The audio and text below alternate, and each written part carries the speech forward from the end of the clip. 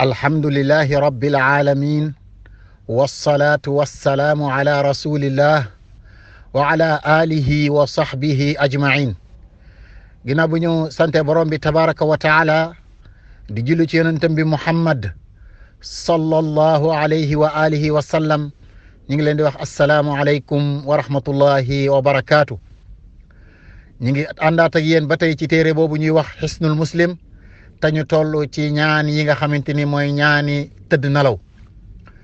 xam ngeen ne am na yu jàlloon yu bari yi nga xam ne nit ki balaa muy nelaw moom lay jàng. yooyu bokk na ci bu ñëwee ba ci lal bi ginnaaw bu mu ñaanee ñaan yi nga xam ne moo jiitu woon mu wax subhanallah walhamdulillah wallahu akbar. subhanallah fanweer ak ñett, alhamdulillah fanweer ak ñett, allahu akbar fanweer ak ñeent. xam ngeen ne Fatima ñëwoon na ci papaam Muhammad sallallahu alayhi wa sallam doon ko jàmbat liggéey bu metti ci kër ga, mu bëggoon mu jox ko ci jaam yi ndax mu koy jàppale ci liggéey bi.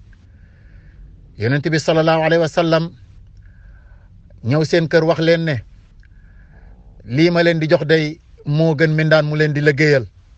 ci leen wax ne su ngeen yéegee ci lal bi wala su ngeen di waaj a tëdd na ngeen wax subhanallah fanweer ak ñett, alhamdulillah fanweer ak ñett, allahu akbar fanweer ak ñeent. kon ndekete gis nañ ne moom wàllu àddina la ko doon laaj, waaye Muhammad sallallahu alayhi wa sallam wàllu àllaaxira la ko jox. kon bokk na ci ñaani tëdd yi daal nit ki balaa muy tëdd mu def sàbbaal yooyu nga xamante ni mooy subhanallah ak alhamdulillah ak allahu akbar fanweer ak ñett, fanweer ak ñeent ak fanweer ak ñett boo ko boolee mooy téeméer. kon dañ leen di jox daje beneen yoon incha allah di leen wax asalaamu aleykum wa rahmatullahi wa barakaatu.